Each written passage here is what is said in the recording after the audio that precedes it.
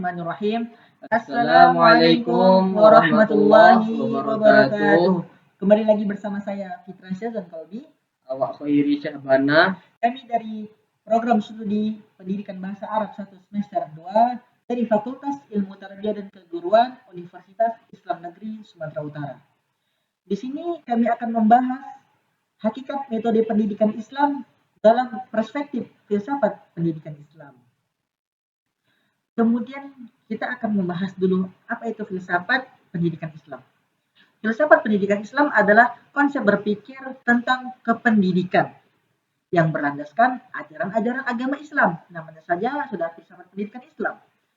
Tentang hakikat-hakikat kemampuan manusia untuk dapat dibina dan dikembangkan, serta dibimbing menjadi manusia muslim yang seluruh kepribadiannya dijiwai oleh ajaran-ajaran agama Islam.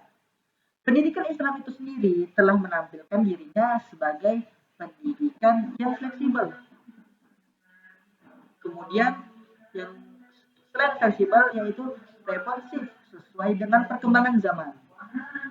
Dalam pendidikan Islam ini sendiri, metode mempunyai kedudukan yang sangat penting dalam upaya untuk mencapai tujuan, karena ia menjadi sarana untuk membermaknakan materi pelajaran yang tersusun dalam kurikulum pendidikan. Ini adalah kurikulum pendidikan Islam yang telah dibahas pada subjudul sebelumnya. Kemudian kita akan memasuki pada kajian teori pendidikan Islam. Nah, pendidikan Islam. Pendidik itu kan antara mendidik dan dididik. Adanya perbuatan pendidikan dan yang dididik. Maka dalam Islam ini memerlukan beberapa asas. Yang pertama ialah asas secara agama. Sudah tentu asas dalam agama Islam yang pertama rujukannya itu kepada Al-Quran. Maka setiap pendidikan atau setiap kegiatan yang berfilosofi yang dilakukan mesti ada asas dalil petunjuk dari arahan Al-Quran. Dan kita tahu sendiri dalam agama Islam dari mulai bangun sampai tidur lagi semuanya sudah ada aturannya. Maka kita tetap bisa kembali kepada Al-Quran, hadis, qaul ulama dan lain sebagainya yang bisa dijadikan sebagai rujukan, yang bisa dijadikan sebagai hujjah untuk kita melakukannya. Karena di sini konsep kita membahas tentang filsafat pendidikan Islam. Jadi kita terkhusus untuk keislaman. Kemudian kita memasuki pada filsafat pendidikan Islam. Apa itu filsafat pendidikan Islam? Dari perkataan filsafat, pendidikan dan Islam. Penambahan kata Islam di akhir adalah untuk membedakan filsafat pendidikan itu sendiri dan filsafat pendidikan Islam yang memiliki arti yaitu kalau filsafat pendidikan itu memiliki arti umum, sedangkan filsafat pendidikan Islam memiliki pengertian secara khusus yang ada kaitannya dengan ajaran-ajaran agama Islam yang berlandaskan pada wahyu yang juga menjadi dasar dari pemikiran filsafat pendidikan Islam. Hal ini menunjukkan falsafah pendidikan Islam yang berisi teori-teori umum mengenai pendidikan Islam dibina atas dasar konsep ajaran agama Islam yang termuat pada Al-Quran dan Al-Hadis. Kemudian yang selanjutnya adalah metode-metode dalam pendidikan Islam. Apa itu? Untuk metode dalam pendidikan Islam ini ada beberapa. Maka keseluruhan proses penerapan metode pendidikan Islam melalui dari pembentuknya, penggunaannya sampai pada pengembangannya tetap didasarkan pada nilai-nilai asasi Islam sebagai ajaran universal. Dalam artian sama seperti asasnya tadi, setiap ajaran-ajaran yang didalamkan dalam pendidikan Islam itu berasas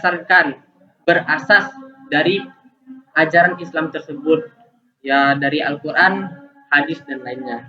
Kemudian proses pembentukan, penerapan dan pengembangannya tetap tidak dipisahkan dengan konsep akhlakul karimah.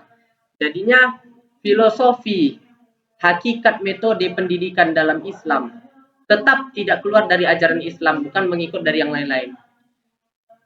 Dan yang berikutnya adalah asas-asas metode pendidikan dalam Islam. Ada 4 macam asas-asas dalam metode ini. Yang pertama ialah asas agama. Islam adalah sebuah agama, maka tentu saja kita akan membahas asas dari agama tersebut. Metode yang dinisbatkan kepada kata Islam, maka landasan utama yang menjadi patokan sudah bisa dipastikan wajib mengacu kepada tuntunan Al-Quran dan Al-Hadis tersebut sebagai sandaran primer. Apapun yang berada dalam lingkup Islam harus menyandarkan segala sesuatu pada Al-Quran dan Hadis. Kemudian yang kedua adalah asas biologis. Manusia secara fitrah akan mengalami pertumbuhan fisik. Mereka akan mengalami tahapan-tahapan dari bayi hingga ketua nanti. Secara normal, tumbuhnya fisik seseorang tentu saja akan diiringi dengan perkembangan dalam sisi keilmuan. Kemudian asas yang ketiga adalah asas psikologis. Transfer ilmu memerlukan suasana hati dan pikiran yang jernih supaya bisa masuk ke dalam pikiran ilmu tersebut serta merasuk ke dalam kehidupan sehari-hari. Kita akan menjalankan apa yang kita dapat dari ilmu tersebut dalam kehidupan sehari-hari kita. Kemudian yang asas terakhir adalah asas sosiologis. Hakikatnya manusia bersifat sosial, tetapi ada sebagian dari manusia yang tidak menyukai keramaian dan ada juga yang menyukai keramaian dan ada juga yang di saat berada di tengah-tengah keramaian dia merasa kesepian, dan itu saya tidak tahu bagaimana dan siapanya. Komunitas dan campur tangan pihak lain tidak bisa dinafikan. Pendidikan minimal melibatkan siswa dan guru. Itu minimalnya, satu siswa, satu guru.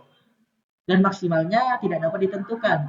Karena kebiasaan pendidikan dimulai dari zaman dahulu, termasuk Rasulullah SAW memiliki banyak murid, dan yang mana Rasulullah SAW adalah sebagai pengajarnya, dan murid-murid Rasulullah SAW adalah para sahabat. Kemudian setelah kita membahas asas, kita akan membahas karakteristik metode pendidikan dalam Islam. Bagaimana itu? Sama seperti yang disabdakan Nabi. Kata Nabi kan, aku diutus ke bumi ini untuk menyempurnakan akhlak. Tadi telah disebutkan bahwa salah satunya itu termasuk berdasarkan akhlakul karimah.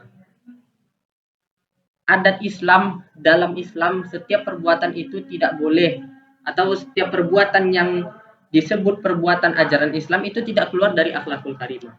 Maka ini suatu hal yang penting dalam hakikat metode pendidikan Islam. Kemudian yang terakhir kita akan membahas makna metode dalam pendidikan Islam. Apa itu makna metode dalam pendidikan Islam? Menurut Robert Hughes, istilah metode berasal dari bahasa Yunani, yaitu metaton odon, yang memiliki arti berlangsung menurut cara yang benar.